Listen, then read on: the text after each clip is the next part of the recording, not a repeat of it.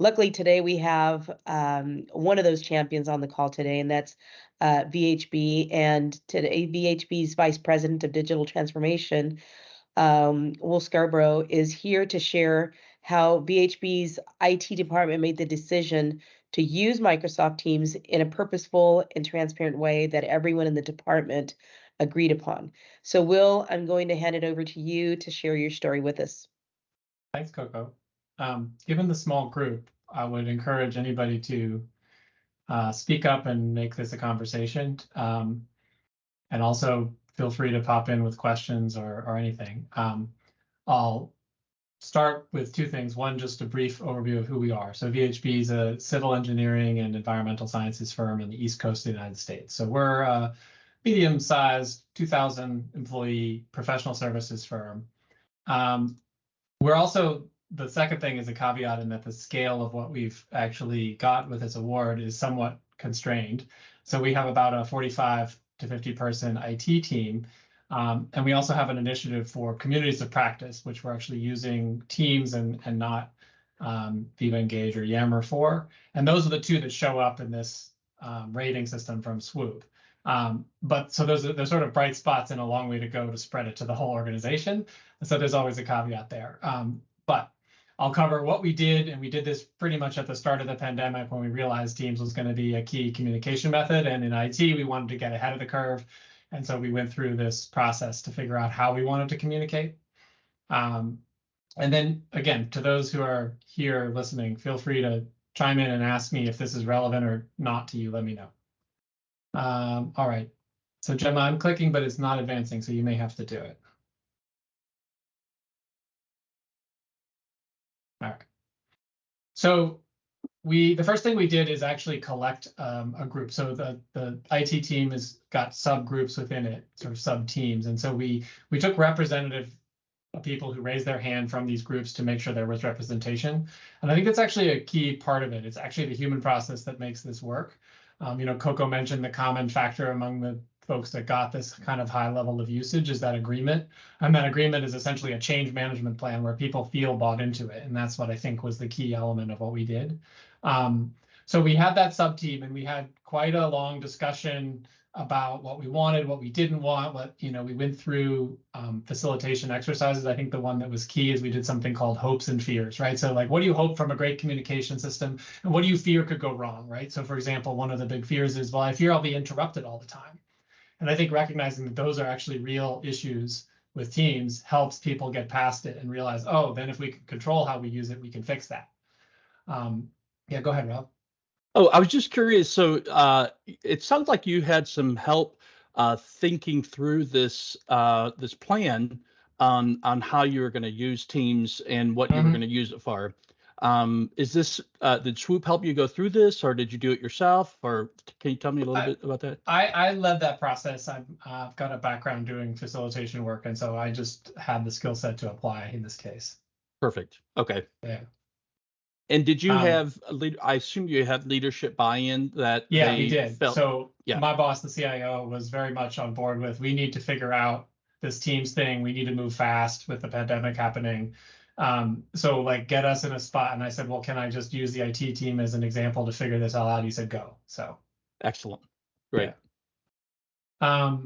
So then this was the result of this slide is kind of the result of that that sort of representative Teams work. We said, what do we actually want? And what we wanted was transparency. You can see what's happening, right? That was one of the pain points currently inside the, if you can imagine a 50-person team and like over email, you don't know what's happening. And then you find out later somebody's doing a similar project or doing a project that affects your specialty area, whatever it is. Minimal interruptions, right? That was one of those fears. Not only did it happen already, but it was like clearly a problem with chat, and people wanted to get out of that interruption and expectation of like, you have to answer me now and stop what you're doing. We had an information discovery problem, right? Like, wait, where's the documentation on that? I don't know what's happening. Didn't we already cover that? Where was the doc? So that was a common one. And then the sort of communication silos within these sub teams, there were these communication pieces sort of related to the transparency. So this was the like plan we came up with. Go ahead to the next slide, please. And so the big kind of realization of what we could put forward as the stake in the ground was just say, no email.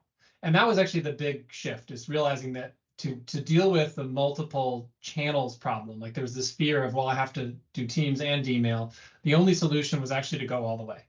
And it took a little extra push at first to get the, like when we rolled it out to the team, there were a little bit of kind of wide-eyed about that.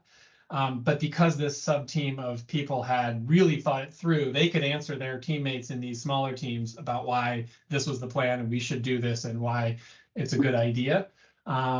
And so people were willing to give it a shot. And we clearly had like a feedback session. We did have a survey a couple weeks, I think it was a week and a half or after we started doing it. And then we made some minor adjustments based on that. And so that helped people feel like, well, what if it wasn't working for them, they had some say in it. Anyway, and then we had those representatives were kind of like the back channel helpers, right? They'd see somebody send an email that they were copied on, but not other people on the team, and they would kind of reply back to the person like, hey, do you mind putting that in the channel, please? Here's the correct channel. All right, go ahead to the next slide, please. So then the way we helped explain it to people as they learned to use Teams was that, you know, a key part of our goals was around not being interrupted, but also knowing what information you need to know about. And so we helped explain it to people by saying, you know, you want to work out loud, you want to put stuff publicly, but it doesn't mean you have to interrupt someone. So learning to just have a conversation in a channel, trust we're all going to know which channels we're supposed to be kind of part of our job. You don't have to put their name out if it's not critical. And then important was mentioning the channel so that people who are subscribed to the channel would see it. A caveat, that never really worked. We didn't really use that middle level because people didn't get in the habit. And then urgent is putting someone's name on it, right? And that's easy to do. As Teams notifications got, the settings on it got better after the initial start of COVID, this became less of an issue. But at first, if you put someone's name on it, it was a little hard not to worry you were overwhelming them with notifications. But this helped explain it to people. So go ahead to the next slides, and you can just kind of go quickly through these, right? So this is the message fits in the channel. There's no at messaging any particular individual or anything at all. By the way, we banned messaging the entire team. So that was actually turned off in settings. And part of the reason for that was, well, because we actually did this complex thing. We had 5 teams, which every member of IT was a member of, so that each sub team could have a private space, but you could still see what was happening in any other space. Even if you had one big team and now with the option of shared channels, you could do that, same kind of effect. You still, I think, would want to ban mentioning the whole team, except maybe like for announcements by the CIO or something, because you really don't want that kind of interruption for people in most cases. All right, and then a couple tips. So this is one of the things we did actually spread across the whole company for those who were using Teams effectively, was just, and it's easier now, the interface, especially in the new beta Teams, makes this a lot simpler. But it used to be when Teams first came out and got heavily used in the pandemic, that the anatomy of a Teams post was really important. You had to teach people to add the subject, because if you didn't, it was a mess to figure out what was happening in there. So we definitely ran a number of trainings across the company. Our executive team also wanted to get trained based on the results of IT's work. And so they got a training that included some of these details and how to use it well so that others can find stuff so that communication works well. And then similarly, learning how to search, learning how to create knowledge so that those files end up in the channel and it becomes findable later, etc. All right, go ahead to the next one. There's the subjects, you can keep going there. And so this is the final result of, this is the one slide that onboarding in IT everyone gets now. So this is kind of the core output. And so the idea is these are the 4 communication expectations. If you do this, you're using the IT's communication practices correctly. So you work out loud, right? You don't send a private chat to work on something. You can put it in the channel. It's okay. No one's going to read it unless they care. And if they care, it's probably helpful to you. The second is you have to acknowledge, right? There's a social contract in place. If you don't have this entire team of 50 people put a little thumbs up when they see a message, even if they can't answer it right now, it breaks the social contract and people are like, start making private chats or calls or whatever, and you don't trust the system anymore. And the second caveat to that is read the channels you follow when the channel is mentioned. Again, that didn't get used commonly, but that was there from the beginning. Third is setting focus time. It's just everybody's responsibility to do that. And it really helps people appreciate the system when they're being told, this is an expectation. It's okay. You're supposed to not be available sometimes.